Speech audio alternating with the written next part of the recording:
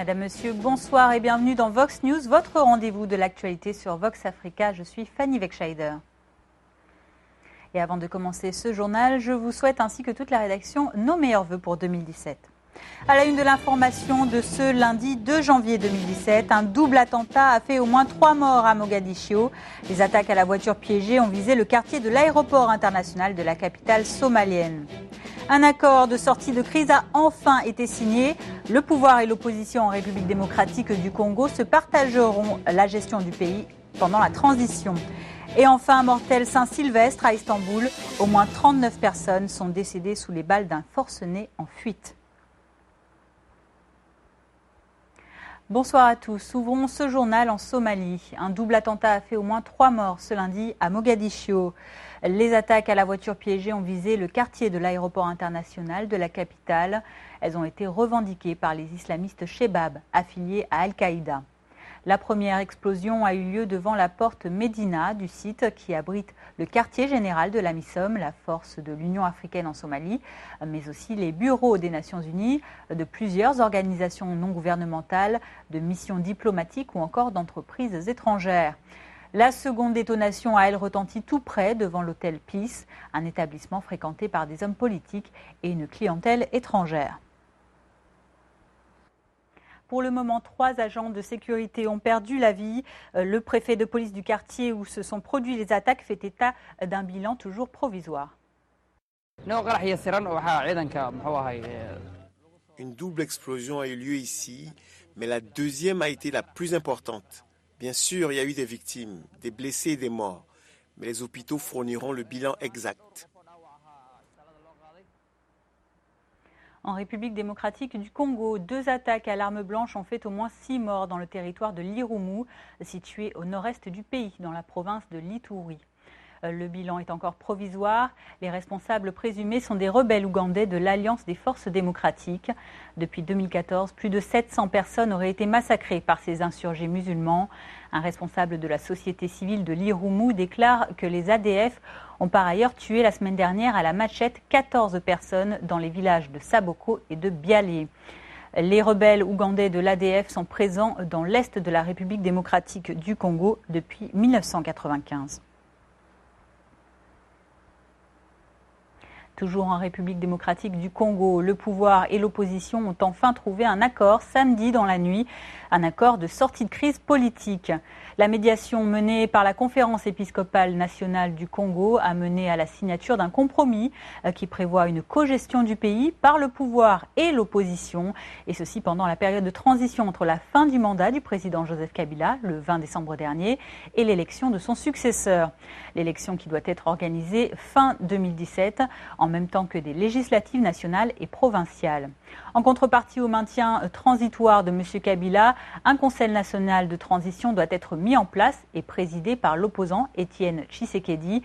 Un premier ministre issu de la coalition Le Rassemblement doit aussi être nommé. L'accord de sortie de crise a laborieusement été signé par 22 de 32 délégués samedi 31 décembre à Kinshasa. Et après 13 heures de négociations, les pourparlers avaient débuté, rappelons-le, le 8 décembre et avaient été interrompus avant Noël, avant de reprendre vendredi dernier. Des membres de la majorité présidentielle, de l'opposition et de la médiation de l'épiscopat congolais complètent les grandes lignes de ce compromis. Réglé, on vient signer à 20h. Merci. Il y a un texte d'accord, mais nous devons vous dire qu'à ce qui me concerne, par exemple, je vais rendre compte au président, mon mandant, M. Tshisekedi, pour lui montrer une formulation s'agissant de son implication dans la désignation du Premier ministre. S'il est d'accord avec cette formulation-là, que nous avions soulevé et qui n'a pas été accepté. Le second et dernier mandat du président de la République, qui s'est achevé le 19 décembre 2016, n'est pas renouvelable. Le chef de l'État n'abriguera pas un troisième mandat. Les élections présidentielles, législatives nationales et provinciales seront tenues avant fin décembre 2017. Et quant au caractère inclusif de cet accord, je vous propose d'écouter les réactions plutôt contrastées. C'est l'élargissement de ce consensus que nous avions trouvé à la Cité de l'Union africaine, que l'on estimait peu inclusif, malheureusement. Même cet accord n'est pas aussi inclusif qu'on l'aurait voulu, parce que le front pour le respect de la démocratie n'est pas là. Il y a une partie de l'opposition politique qui n'est pas là. Donc nous espérons que les mêmes causes ne vont pas produire les mêmes effets. La réconciliation nationale et réaffirmer les valeurs pour lesquelles les Congolais sont morts, à savoir le respect de la Constitution, de la démocratie, de l'état de droit et surtout l'alternance politique que tout le monde souhaite vivre dans ce pays de manière apaisée.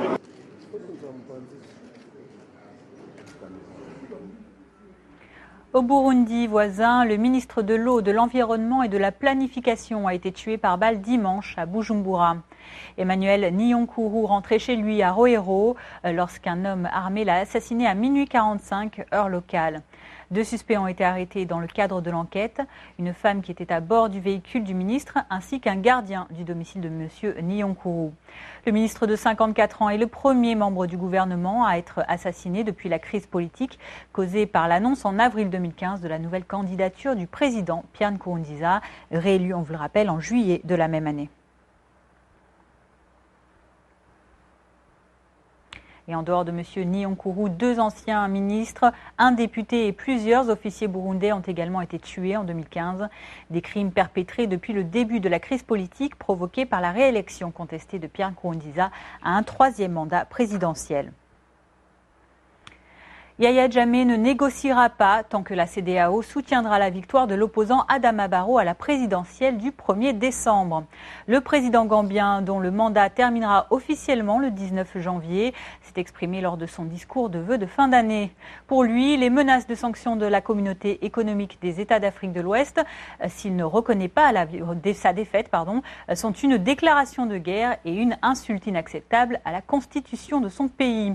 Le président de l'organisation ouest-africaine a récemment évoqué une solution militaire envisageable si la diplomatie avec M. Jammeh échouait. Il n'en fallait pas plus pour que Yahya Jammeh se déclare prêt à défendre son pays contre toute agression. Dans son discours, il renouvelle aussi sa demande d'annuler le dernier scrutin présidentiel. 5 000 selon les Nations Unies, moins de 3 000 pour le gouvernement tunisien. Déjà 800 de ces djihadistes tunisiens ont été écroués selon la déclaration la semaine dernière du ministre de l'Intérieur Edi Majoub. Vendredi, le gouvernement a par ailleurs assuré tenir sous surveillance ces ressortissants tunisiens après leur retour de zone de conflit depuis 2007, que ce soit en Irak, en Syrie ou encore en Libye. Le retour de ces djihadistes ne rassure pas les Tunisiens. Certains ont demandé leur déchéance de nationalité, une mesure toutefois interdite par la Constitution. Le porte-parole du gouvernement tunisien s'exprime au sujet des conditions dans lesquelles ces 800 personnes seront traitées. Le gouvernement est contre le retour en Tunisie des terroristes des zones de conflit. Le gouvernement n'a pas et ne cherchera pas le retour des terroristes en Tunisie. Le gouvernement n'a eu aucun accord avec quiconque pour organiser le retour des terroristes en Tunisie. Ceux qui reviendront seront immédiatement arrêtés dès leur arrivée sur le territoire tunisien et seront jugés. Et la loi antiterroriste sera appliquée contre eux. Nous avons des listes nominatives des Tunisiens qui se sont rendus dans les zones de tension, des listes confirmées par les services de sécurité et le ministère de l'Intérieur.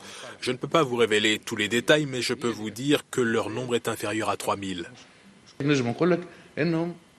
Il y en a qui sont en prison, d'autres en assignation à domicile, et il y a ceux qui sont sous surveillance sécuritaire. Et l'insécurité, elle, tristement mise en scène en Turquie. La nuit du Nouvel An a été fatale à au moins 39 personnes présentes au Reyna, une discothèque d'Istanbul. À l'origine, une fusillade menée par un homme armé. L'attaque d'une violence extrême et filmée par les caméras de surveillance a depuis été revendiquée par l'État islamique. C'est la première fois que l'organisation terroriste s'attribue directement un attentat en Turquie. L'auteur de la tuerie est toujours en fuite et activement recherché par les autorités. La police antiterroriste a cependant procédé à l'arrestation et à la garde à vue de 8 suspects dans le cadre de cette enquête. Le président turc Recep Tayyip Erdogan a dirigé ce lundi un conseil des ministres extraordinaire. Et parmi les victimes, beaucoup sont étrangères, principalement originaires de pays arabes. Et les médias nationaux rapportent que 120 à 180 balles ont été tirées pendant l'assaut qui a duré environ 7 minutes. 2 témoins détaillent la scène d'horreur qui s'est déroulée au Reina au petit matin de ce nouvel an dans cet établissement huppé de la capitale. On a entendu 2-3 coups de feu, on s'est dit il y a une bagarre qui a éclaté devant, on n'a pas pensé à ça directement. Et au bout de 10-15 secondes, il a commencé à rentrer à l'intérieur, il a commencé à rafaler. Et là on s'est dit c'est un attentat en fait, c'est une fusillade. Et des gens qui étaient à côté de moi en train de courir, qui se sont fait toucher par les balles, qui sont peut-être morts ou blessés, je sais pas en fait. Sous la panique, on courait partout, on regardait pas trop ce qui se passe autour de soi. Mais des gens qui couraient avec moi ont été touchés. Les policiers nous ont fait sortir un à un, les mains en l'air. Ils nous ont contrôlés. On est passé par le sous-sol, je n'ai pas pu voir l'intérieur. Je repense à ces moments, je n'arrive pas à les effacer de ma mémoire. Les gens paniqués, le sang, les bruits de coups de feu, les explosions, voilà ce à quoi je n'arrête pas de penser. Toujours à l'international, un mot de justice maintenant. C'est ce lundi que s'est ouvert le premier procès dit des biens mal acquis. Théodorin Obiang, le fils du président de la Guinée équatoriale, est accusé de s'être bâti un immense patrimoine en France et de manière illégale.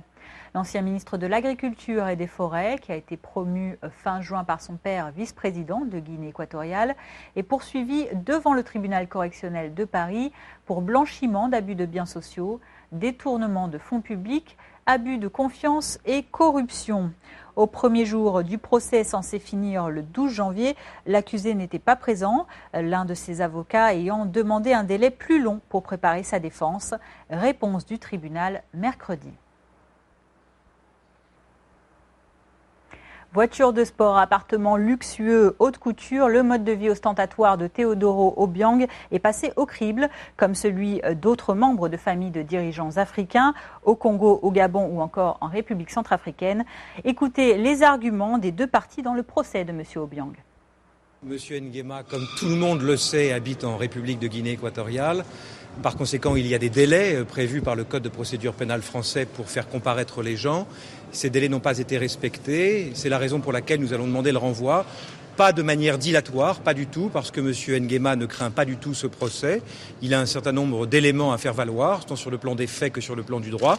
Il demande simplement à ce que sa cause puisse être entendue de manière équitable, dans un délai équitable. Qu'il a fait est parfaitement licite, parce qu'en République de Guinée équatoriale, il est tout à fait légal d'occuper des fonctions, fussent-elles ministérielles, et d'être actionnaire de sociétés de droit privé qui contractent avec l'État pour la construction, la réalisation d'infrastructures. C'est à la fois la fin d'une culture d'impunité, même s'il y a encore des obstacles, et puis ça marque aussi la fin d'une espèce de culture de résignation et de fatalisme dans laquelle était une partie des opinions publiques africaines en disant on ne pourra jamais s'en défaire.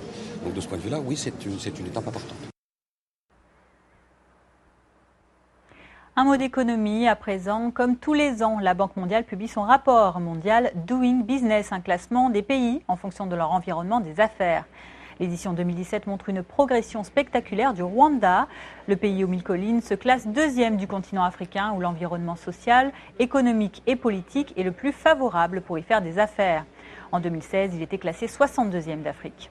Dans ce nouveau classement, le Rwanda arrive en 56e position mondiale sur 190 pays au total, juste derrière l'île Maurice, 49e, et devant le Maroc, 68e, le Botswana, 71e et l'Afrique du Sud, 74e mondial.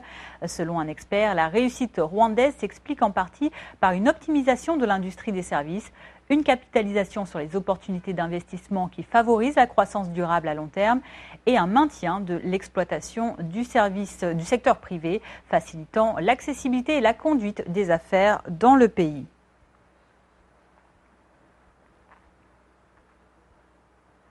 Et quand économie rime avec protection de la nature, direction la province montagneuse du Bamiyan au cœur de l'Afghanistan. L'une des moins développées du pays, mais aussi l'une des plus libérales. Là-bas, l'apiculture complète l'unique culture commerciale, la pomme de terre. Et vous allez le voir, elle profite également aux femmes. Reportage. Dans cette ruche, c'est Fatima, la reine. Cette mère de 7 enfants gagne sa vie en produisant du miel avec l'aide de son mari et leur fils. Une situation inhabituelle en Afghanistan, société patriarcale et conservatrice. Mais nous sommes à Bamiyan, l'une des provinces les plus libérales du pays. Je suis très heureuse. Ça nous occupe, mon mari, mon fils et moi.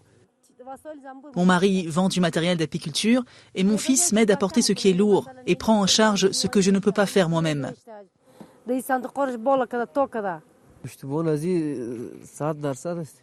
Je la soutiens à 100%. Je l'aide à résoudre tous les problèmes qu'elle rencontre. Tout a commencé à l'initiative d'une ONG qui a appris à des villageoises comment produire du miel.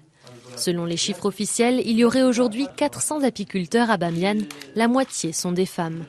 Au total, la province produit environ 14 tonnes de miel par an. C'est d'abord ma mère qui avait commencé à faire du miel. Mais quand elle est décédée, j'ai pris sa suite. J'ai arrêté mes études pour pouvoir m'occuper des abeilles. Saïd Ferraïdoun, lui, a appris ce métier de son épouse. C'est une ONG qui a formé ma femme, et puis elle m'a appris le métier à son tour.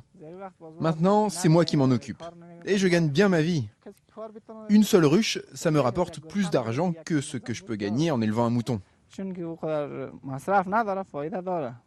L'apiculture offre à ces femmes une relative indépendance. Un pas vers l'égalité dans un pays qui reste particulièrement injuste pour les Afghanes, 15 ans après la fin du régime taliban. Parlons culture dans ce journal sur les planches, direction Berlin en Allemagne, où l'histoire des frères Boateng est racontée au théâtre. Jérôme, le champion de foot exemplaire du Bayern, Kevin Prince, le joueur rebelle de l'effectif ghanéen, qui ne participera d'ailleurs pas à la CAN 2017, ou encore Georges, le rappeur. La pièce retrace la vie des 3 frères germano-ghanéens, sortis des quartiers malfamés de la capitale pour devenir chacun à sa façon stars et symboles d'une Allemagne multiculturelle. Peng Peng Boateng est librement adapté du livre d'un journaliste sportif, une sorte de Le Bon, la Brute, le Truand revisité. 90 minutes de spectacle pour découvrir donc cette fratrie extraordinaire. Et je vous propose d'écouter les spécificités qui font cette pièce par sa metteuse en scène et 2 de ses comédiens. Nous avons mélangé le football et le théâtre, du stade à la scène. Et il a fallu interpréter l'histoire sociale. Wedding rencontre Wilmersdorf. C'était un peu comme le gentil frère rencontre les méchants frères et comment ils sont parvenus à devenir ce qu'ils sont aujourd'hui. Au début, Jérôme était un peu en retrait. Ses frères le protégeaient en quelque sorte. Les 2 grands, c'était un peu les mâles alpha pour moi. On peut vraiment voir que c'est un battant, Kevin Prince. Un vrai battant. Peu importe ce qui se passe, il poursuit son objectif. L'Allemagne ne veut pas de moi, très bien. Dans ce cas, je vais jouer pour le Ghana. Mais je vais continuer à jouer.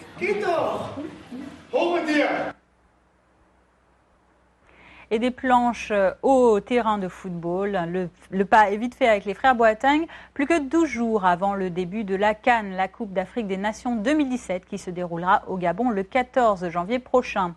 Les effectifs des équipes qualifiées pour la Coupe d'Afrique des Nations sont déjà plus ou moins connus. Côté algérien, Sofiane Fegouli, qui joue à West Ham en Angleterre, est le principal absent de la liste des 23. Ce lundi, à Accra, l'entraîneur du Ghana, Avram Grant, a publié une liste de 26 Black Stars. Une liste sans Jeff Schlupp de Leicester, ni Kwadwo Asamoah de la Juventus. Nommé récemment le sélectionneur du Gabon, José Antonio Camacho, prépare son équipe sans grand bouleversement.